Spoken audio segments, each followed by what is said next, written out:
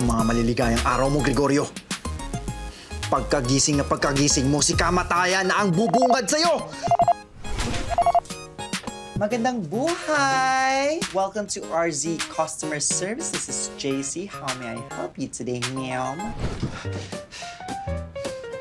Ilapas niyo na yung hostage! Dala ko na yung 10 milyon! Hello? Gusto ko lang sana i-front up yung parcel ko. Dapat kasi kahapon pa siya dumating, sabi dun sa app. 2nd Street lang. Wanna meet? Ha? Anong 2nd Street? Eh dapat delivery yan, di ba? Eh bakit naging meet up? Bam! Oh my God, Mahal! I'm here! I'm here, Mahal! Kapit ka lang! Mahal! Sorry, Mahal. Sammy! Ma'am, ang ibig ko pong sabihin, can I have your tracking number po para matrack ko po kung saan na po yung parcel nila? Pasensya na po. Okay, sige. 7859-73191. Pag-check naman, baka na-scam na pala ako. Ikaw, depende sa'yo. Worth it ba yan? Worth it? Anong depende sa akin? At anong pinagsasabi mo? Nag-trip ka ba? Ang sabi ko nga ang manager mo. Diyos ko. Patay na naman ako kay TL neto. Bata pa lang ako, pangarap ko na maging isang bidang action star. Tikpang matuldukan yun, nung sumimplang ako sa motor. Galing sa isang shooting. Oh my God, for real? Oh my God, nakakatakot naman yun, Mahal. I'm afraid. Huwag kang mag-alala, Mahal. Ligtas na tayo. Nalagpasan ko yun. Nabaong kami sa utang. Pero buti na lang, may dumating na blessings kay Mama. Perfect. Then you met me. Your dream girl. Happy ending pa rin, Mahal. Mwah! Bang! Sorry. Nagulat ka ba? Tuloy ang barilan! Hindi naman ako mai-evict. Di ba, good payer naman ako?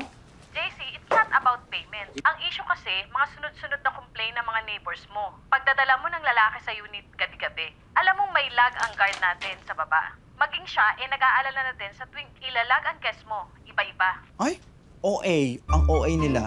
Super. Pocholo, Ay, ma'am, pinsa ko yan.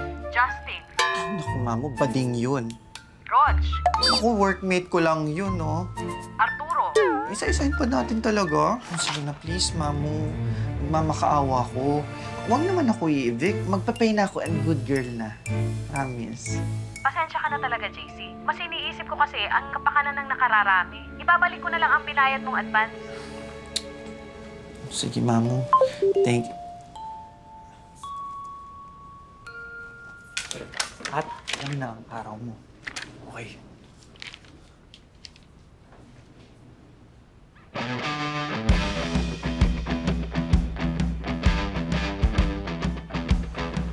Anong ginagawa mo dito? Bakit? Nagbabalik na ako. At sino nagsabi na pwede kang tumira dito? Ay, bakit? Sa itong bahay na to? Nakapangalan sa'yo?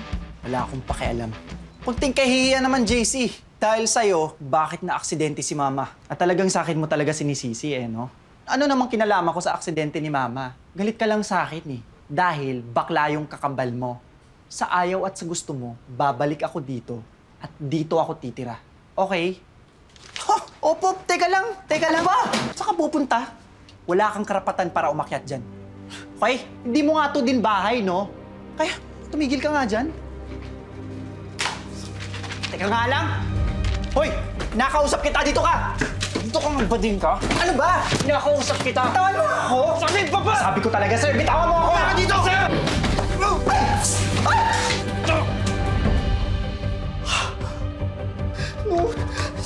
JM, no! My God! JM! My God, JM! JM! Uy, huwag kang magbibiro ng ganyan! Tulong!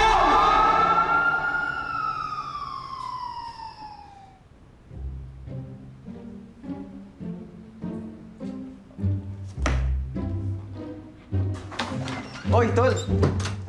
Ito, bigay ng client. Kailangan mo i-shoot to para saan? Sino ka naman, Aber? Anong sino ka?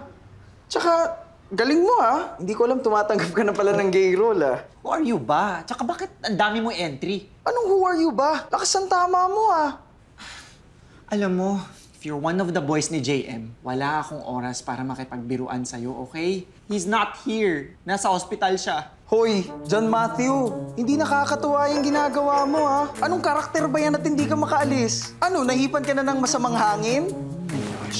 Unang-una sa lahat, I am not John Matthew, okay? Ako si John Carlo. JC for short. Pangalawa, hindi ako naihipan ng hangin o naengkanto o kung ano may iniisip mong fairy tale dyan, okay? And pangatlo, yung kambal ko hinahanap mo, wala siya dito. Nakoma nga siya.